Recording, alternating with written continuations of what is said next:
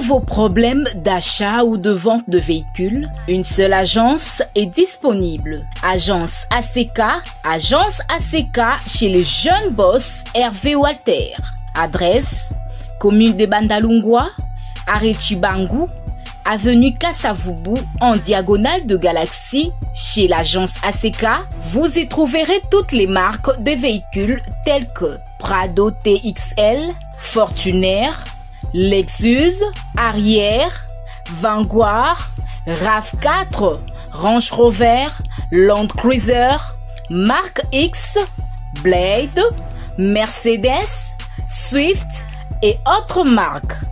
Pour plus de renseignements, contactez-nous au numéro plus 243 81 38 48 379 plus 243 81 38 48 379. C'est votre frère de Walter. Nous autres capables de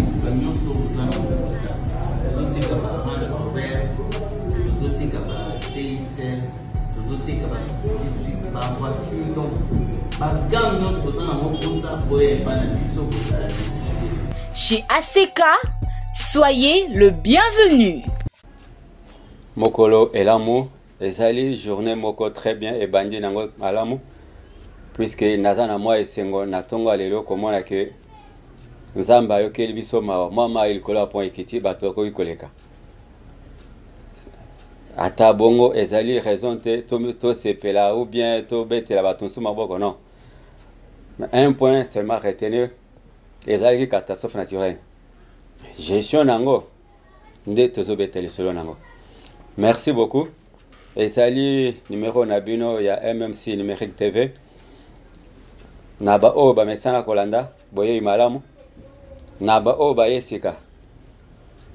Bino pe boye malamu, je crois que la dernière fois vous se connecter toujours pour vous avoir information à la source. Avant to beta li solo ya o ezali koleka na ville province ya Kinshasa o etali ba catastrophe na conséquence nango. Je fais un peu clair la situation sécuritaire à l'est. Pour ceux qui sécurité zate ngana bino moyen to kutana boye zate. Na tongo lelo to moni ba sali ba point de presse ba ke ko fongola ka déco. Mokolele kaki na isabino que non ils sont à court d'argent baza sur son mbongo te. Lokola ba mesana koyiba ba mesana copier. Yango zo mona bazo créer ba mécanisme façon il ba koyiba mbongo ya bato. Na ndimite que ça na un commerçant sérieux, ou bien un homme d'affaires sérieux, un économique sérieux, ou ya koi ko chambongo na banque na Goma ou bien na Bukavu. Et surtout que nanga zawana. Là, je vais sauter sur un point. Papa yananga zali chef coutumier na province à Ouetouele. Magui nyon savanda ko sala, c'est avec l'appui de son père. Alors, l'État congolais oh ya tiaba chef coutumier ou bien oh ya contrôleur chef coutumier ministre de l'Intérieur. Je vois Charmant Chabani. Botel bisona dossier taila ba congolais dossier atata oyo papa ya Corneille nanga. Parce que nanga soki azoki makati c'est à partir de papa nae.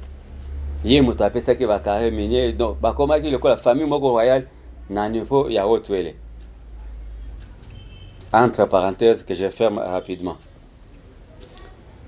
Donc, Zongi a on a vu la Kinshasa, mais je vais lancer d'abord un message. Il y a des gens qui m'ont écrit Batebele bazo koma bazo tuna position nabino makambubo est-ce que tokoki. Non, la chaîne est ouverte à tout le monde. Pour le moment, tozana un front contre Rwanda. Mais cela n'empêche pas que mutuna mutoya na point de vue na ba débat contradictoire les alliés. Oh, il peut azana posa Alex a un message, que ce soit un message patriotique, que ce soit badon pona ba oyo ba sinistre bazali awa bande ko bazana poto j'ai vu bande ko na biso bazana niveau Australie mani Mardoché na famille Mobimba kuna na niveau ya États-Unis. Je vois monsieur Ali Kibonge na maman Judith ba congolais nyons ya diaspora à travers le monde, entre autres Lolo na Paris. En tout cas oyo nyons bazana ba donc quelque chose à donner aux sinistrés. Vous allez prêts pour vous accompagner parce que médias, peut-être que vous musika. Bozan a quelque chose à envoyer aux frères, aux sœurs, Bazali, dépourvus de moyens. La situation est très grave. Parfois, aux hommes, on a des images pour une vue. Mais c'est sur terrain, ce que vous commis sur terrain, il faut aller là. Quand vous avez à Mongafula une famille décimée, une famille de 6 personnes, papa, maman, tous les 4 enfants, il fallait décoller là. Tozongi na o ezali kolekalelo. Ce matin, Dieu a fait grâce à Yango Kiti parce que dans mon équipe a tout bazo critiquer la gestion il y a chef de l'État.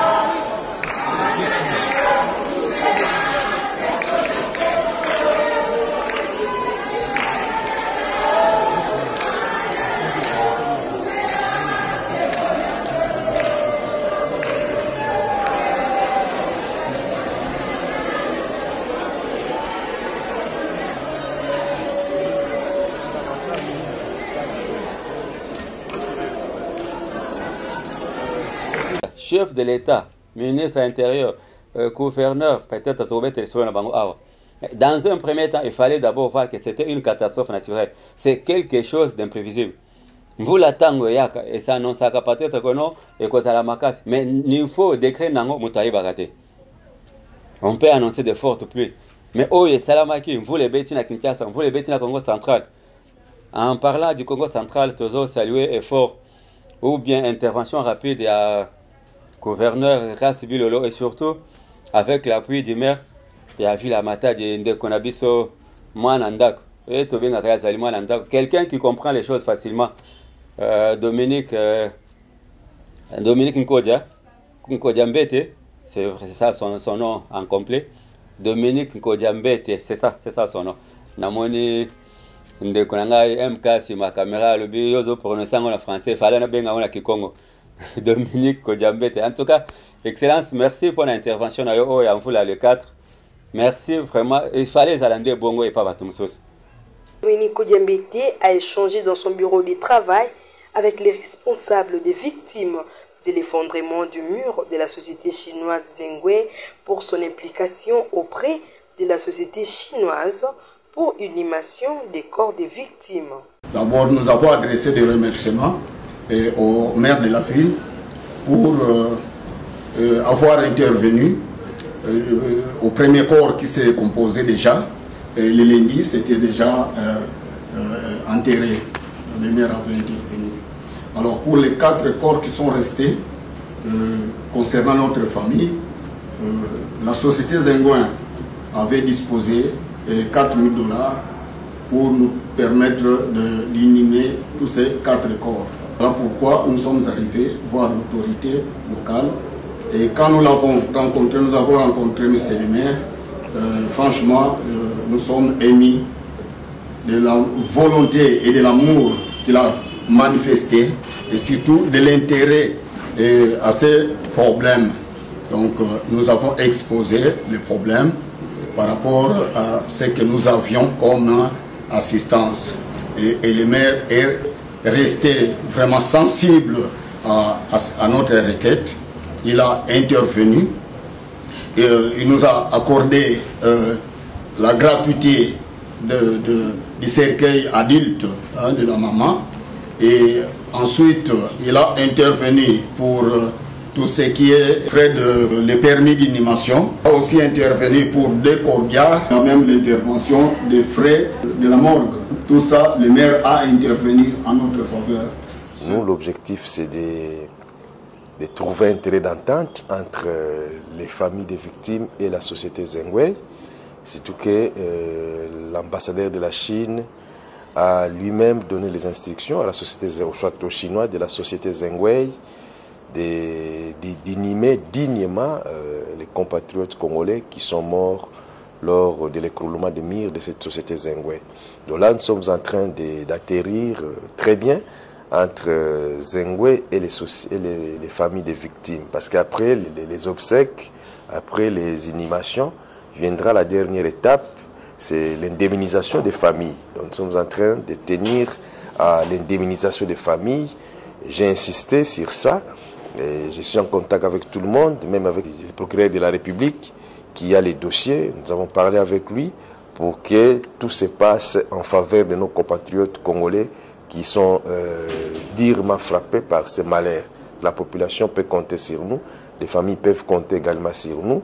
Le maire de Matadi, Dominique Koudiambété, a convoqué la société chinoise, conduite par son directeur, pour donner quelques précisions face à cette situation. L'entreprise chinoise, Ouagné, a confirmé à l'autorité urbaine qu'il va prendre en charge les frais d'hospitalisation et les obsèques de personnes tuées lors de l'effondrement du mur de clôture de l'entreprise Zengwe sur des maisons d'habitation dans la nuit du samedi dernier. Nous sommes venus répondre à l'invitation de la mairie suivant l'accident qui s'est produit dans notre société et que nous représentons ici au Congo central. Évidemment, la prise en charge est déjà, depuis même l'accident est produit, la société est déjà à pied d'œuvre d'entrer en contact avec les différentes familles et les malades aussi, nous avons pris la prise en charge et ceux qui sont morts, on a déjà pris les décisions et que les premiers corps, selon notre avocat, il y a déjà 3 corps qui seront enterrés le lundi et après les enterrements de toutes ces personnes, on va rester ensemble avec l'autorité de la place. Nous pouvons faire mieux par rapport à ce qu'ils ont demandé comme besoin secondaire. Moninga, vous les bêtis, les 4, écroulement et salami, famille Ezaki sans abri, mais ils sont allés directement. Parce que vous visitez la famille. En retour, les familles sont venues vers eux, c'était pour chercher des moyens, caser quelque part, ou trouver une solution en attendant. En attendant. Mais au Kinshasa, ce qu'on a vu, c'était catastrophique. Bien que l'Amérique se rattraper après. Na évité, na nyangwa lubaki que no ba gouverner à Kinshasa, il faut bazalaka soit ya Bandundu ou bien à Congo central. Na n'a pas ça qui me bekwana. Histoire à géopolitique. Cette histoire tue le pays. Il a fallu prendre les compétences de Botia et Sikawana. Et non, boyer le biso du solo à géopolitique. Conséquence, quelqu'un qui vous a fait 10 ans n'a sommet à Villa Kinshasa. Je parle d'André Kimbuta. Qu'est-ce qu'il a laissé comme héritage? Ba place au Mindele Batika Keno Bakoki côté Kamapangote. Moi, je connais très bien la loi de ce pays. Mibe Kwezo le Banin. 20 mètres et à rivière, Mutakoy Kotongate. Mais Kimbuta Nabatuna, ils ont vendu de parcelles type Menyamai. Et puis la plupart de ces parcelles sont vendues à des gens pauvres. Oh, bazar la possibilité. Les longs et Amai, c'est l'État qui peut construire. Ou bien ce sont les grandes firmes ou bien des grandes sociétés de Bakoki Kotonga. Parce que il a des moyens, il a canaliser, ou bien se prendre en charge. Mais au coup de parce qu'il n'a pas de moyens, il peut se bien le pan mais bobomi moutana. Les autres ont déploré mort, la famille est belle, il y a de ces familles qui passent à la belle étoile, au niveau de collaboration des moutons, au niveau de la station. Tout ça, c'était par manque. Il y avait un leadership au niveau de la Kinshasa. Ce que l'on a kinda kunayo, na place au kendo tambo la kote au kenda kitambo bandal, ce qui ngalema. Au kitaki na yo kuna na nini na chango. Olinga ko perdre lo komakote. Ozwika mutu kanayo ofandi na ba policier kaka na station na de bonhomme. Batu balinga ba se sentir en sécurité. Dieu merci, balala kiwana. Mais réaction, le gouvernement a Tonga, qu'est-ce que nous voyons? Merci à la fondation Denis Nyakeru Ndenge Bozui initiative à commémorer la bateau Bamatela. Touti n'a fait mettre au monde ce que vous avez amené. En tout cas, c'est une bonne idée. Nzambe a kokape kosungabino. Nde esika fallait na mona église au milieu du village. Yo mutomi benga kakana ozali église au milieu du village. Là, je vois la Senko. Awa lokola intérêt na kati ezate ba congolais bakufa parce que tozo kufa déjà Rwanda obino bozo soutenir azoboma biso c'est quoi le bakelo côté maye eye bomi biso c'est quoi le belo côté na mwana pesho la zui ba bilo bakolia ke otika pe bato na mona pe shole na SSC ba ke otika pe biloko kolia kuna botika ba aventure bosala kuna démarche na bino bozosala pacte social et sucre pacte social ya bien yango ba tu baza sinistré ils n'ont pas où aller. Je profite de cette occasion pour lancer l'appel. La fois passée tout ça qui descend na niveau monga foule na site à 1000 maisons. Lelo monga foule les a sous touché. Matete les a touché. Massina touché. Limité touché. Recours Tata Raphaël. C'est une bonne idée. Mais Tata Raphaël en a état nini. Parce que moto ya zaka à la tête à ministère du sport. Namoni François Kaboul mona Kaboul. Il fallait appeler ce bilan. Mais passage à ministère du sport, qu'est-ce qu'il a laissé? Si tu as Tata Raphaël, inachevé Tilelo. Banda kunyon sozo monana. Ce sont des benga one. Batombo blanc. Nakati unasoko kotune zamawa. Bambeto etikala. Mususu kutu okuta oyo en étage. Baserata ba viste ya ba mabende zo monana. Et swingi lelo, et ça héritage à Fatih, na mandat na on peut dire que non. Pendant qu'il y a eu la francophonie, j'ai la francophonie, il nous a laissé ces bâtiments à Tiki ba gymnase pour les lois sont appelés baza casé na 4 baza logé na 4. Mais tout le monde a francophonie et le cas en 2014, ba kessa le so ba payote na stade de martyr. Si ma francophonie, ba payote on a tout batumba yango ekenda. Passage à Kabila pendant la francophonie 0. Na boy ko tirer sur une ambulance, c'est déjà un cadavre. Ami ko faire yemo ko côté azali. Tozongi na gestion. Na tonga wa tomoni ma yekiti. Ba tu vas déplacer. Na moni une partie baza na institut Lumumba, ba mususu baza na côté à école moko na Njili. Une grande partie baza logé na niveau ya stade Tata Raphaël na banda ko ezawana. Mais j'aimerais saluer le travail abattu par le collectif et député à Tchango. Je vois deux personnes qui en tête, peut-être beaucoup, mais excusez-moi, là je vois l'honorable Oki Kalonji, na lipas anaye ndeko Chibalabal Francis. En tout cas, c'est ça le moment où Toye Bakabato. Où Yobino Bosali, Bolaxi que non seulement Bozaba élu, mais Bozape Bandeko Yabatwana. Et Bele Bakangama qui n'angambo, moi Bakatsa, moi Njil Bakoma Banda qu'on va quitter parce que c'était pratiquement impossible. La monarchie Mituka marié Bakangamina, le colo à Japon. Maman Zolela, alors mais qu'est-ce qui se passe? Non, maman n'a pas la tête. Dieu a sali maître des temps et des circonstances. A sali souverain à Salaka. Tu peux regretter peut-être pour au coma qui n'a pas de fête. Mais au Yebi, au Yezala qui au Konate. Peut-être, on ne sait pas. Et ça peut être trop tard. Namoni Bamoussous va reporter Bamatanga.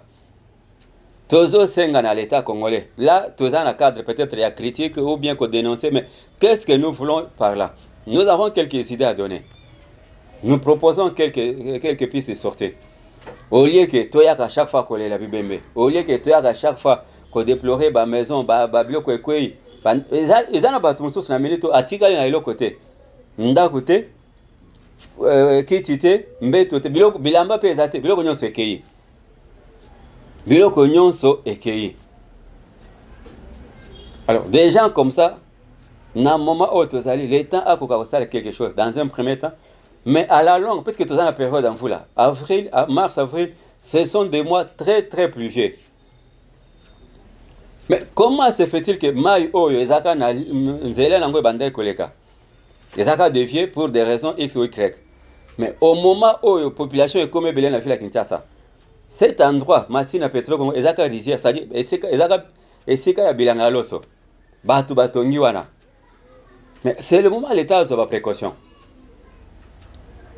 L'État a sa précaution. Il y a une possibilité. Là, je vais passer dans la piste de solution. Il y a une possibilité.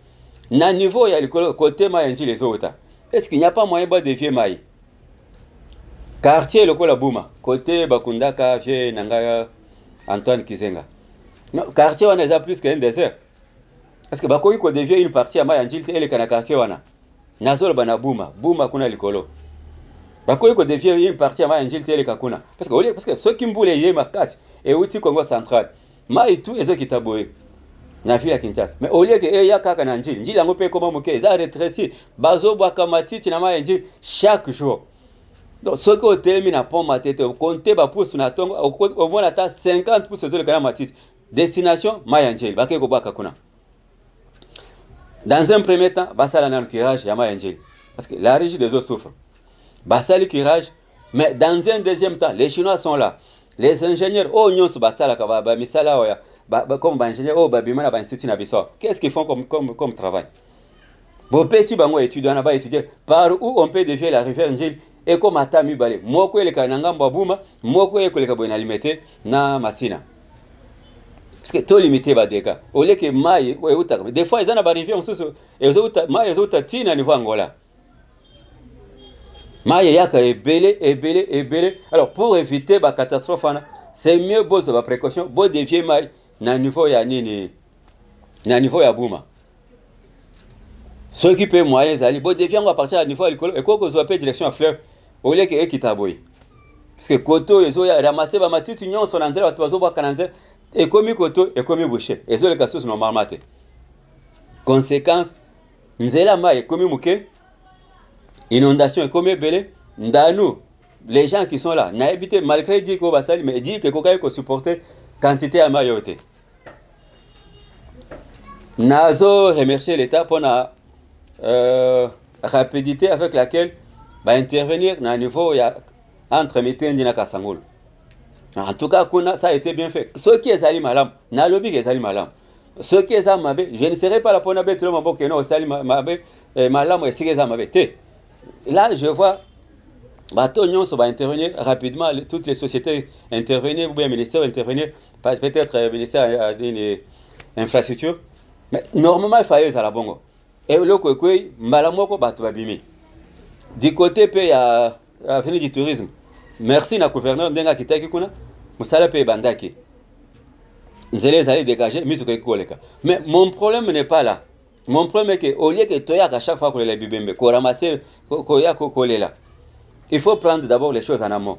Au lieu que comme la bisobo bo défier ma likolo quelque part pe bo landela pe misala. Kinchas mais monsieur le président de la République topé ça comme ya béton. Béton ezaka te po Ozaka makasi ou bien obundaka na ring mo boebeta bato. Non, c'était par rapport à l'initiative au bandaka. Tango bandaka nzela université na béton. Nde sika kombo béton bimaka. Pour le reste, tomoni ba makadam ba kodro ba tele biso ba épaisseur ameke. 10 sacs à sika la ciment et bimi 5 esali musala 5 elimwe. Et qui na po shabat. Parce que nzele ko dise alors Kinshasa c'est une cuvette. Par rapport à un niveau, il y a fleuve, Kinshasa est presque nassé. C'est mieux de gérer la situation. Na kotonga banzele et sengeli, béton et côte avanzele belé. Béton et côte avanzele belé. Au lieu que botier le soba kodron, mais que bozo tiana va coucher, mais que on dirait tout ça dans désert. Non, tout ça dans désert. Ah, on fout les noms kaka yamakasi, yamakasi. Tout ça va précaution et sengeli. Bino bato bo mesana ko ça va marcher. Bino bato bo zaka soki bo ki ke no baso lancer ba travaux balingi basala misala quelque part na nzela. Bo créer ba société na lukuta butu ba société sans tracteur, sans engin, sans qualification. Bo sala ngo butu bo monter ngo bo ficeler ngo bo sala ngo de façon que na tongo ils ont marché. Bo su marché. Bo komi pe na terre, bo sala ta musala ngo rien. Bo ke kono bo ke tega ciment. Bo ke wana po bo zambongo. Monsieur le gouverneur, n'a habité, mais quand on a dit nous allons Bekatef.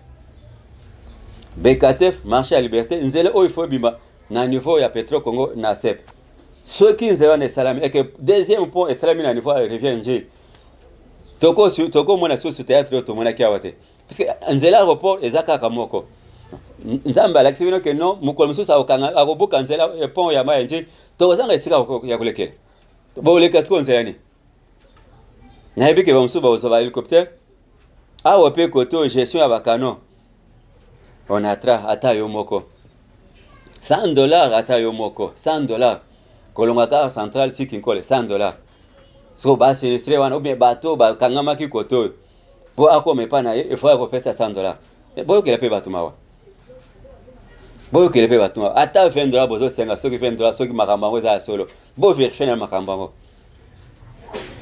Na habité, les avions, to les boliambongo la mito bato. bozana mawata mukete ya population ceux qui information les affaires parce que na moni ba pertinent ba message belé mais bozo le belangote tala l'état azo senga biso $100 maman moko asala vidéo azo ba yekuta azo ba 150 200 mais na tarif ba bazo tindela biso za bazo le bani $100 $20 na bato monene na ebité congolais bozanga mawa na esika bato bazo le bino bozo profiter bozo ambon. En tout cas, ministre des Affaires sociales, Ozaki na Lubumbashi, na Kipush. Je suis sûr que Ozongi déjà Kinshasa, o meka koza situation à bateau. Tosengi na bandeko mususu, o bazape na ba moyen, ba meka ko sunga pe bandeko. Parce que pas si tango yaka et comme eponaka mukolote. Eza ba biloko yaka par surprise. En tout cas, to meka mpe ko tala pe bandeko na, e ko sunga e ozape malam. Nzamba ko zanga ko pambola pe binote. Yo muto mesana ko kende ko kima situation awe yindi nabite yo kima susu ndengo kima biso na corona kendo fa na États-Unis président eli OK fa na États-Unis épidémie mususu okimi OK fa na États-Unis awa pe ba catastrophe ça to mona pe yo pe président eli ozo pe bloqué OK pe ça pe ba sinistre wana no yo za président eli kaka soki mafuta ezali wana mais soki banjo ezali allez président eli akimi OK obatam. En tout cas merci Nabino. To meka ko landela situation malgré la période dans ezaka ya mvula mais Dieu aidant j'espère que normalement il y a les ressources likolo apporter to tika la tana ba inondation des deux côtés soit matete na limité mais o ya likolo pour pardon nzamba permis sur la catastrophe wana. Je remercie bandeko basungi biso to comme epana bino. Je vois derrière les caméras aussi Nimi ndeko na biso MK Makanzu. Et puis, Nande Konanga Edi Maole. Maman Nabiso Linda, pour moi qui toko, malgré la période d'avant-voula. Je remercie les cordons, Mboui, pour les Sunginae. Je remercie cette famille qui nous a toujours soutenus. Nabandina, la mère de la ville, Yamatadi, Excellence Dominique Kodiambete. Nake Musika Kona. Maman, j'ai dit au tourner natina to tinda mino ba image ya bandeko ba sinistré ba lobby nanga yebisa maman j'ai dit atinda biso les swingi tozo zela na papa ali kibonge. En tout cas boti kala malam. Je vais remercier quelques personnes qui m'ont soutenu, qui nous ont soutenu, qui nous ont écrit na moni na musika na niveau ya Afrique du Sud ndeko na biso Raphaël Kadima Raf to benga ye half papa ya papa mapasa na famille mobimba kuna. Je remercie papa Nabiso na niveau à Mutima. Tous a suivi team musika kuna na Mutima. Kuna nazomo na Costa Mutambai, le PDG. En tout cas pour na makambo jama côté wana bomo na papa Costa Mutambai azali. Sans oublier ndeko na ye papa Eva Kabeya. Bo mekana no kosunga biso makoki obino bokotinda ekozala bien po esunga pe bandeko yo bazo zanga biloko kolia na esika kovanda. En tout cas botika la malam yawe abatela bino. Tomonani à prochain numéro.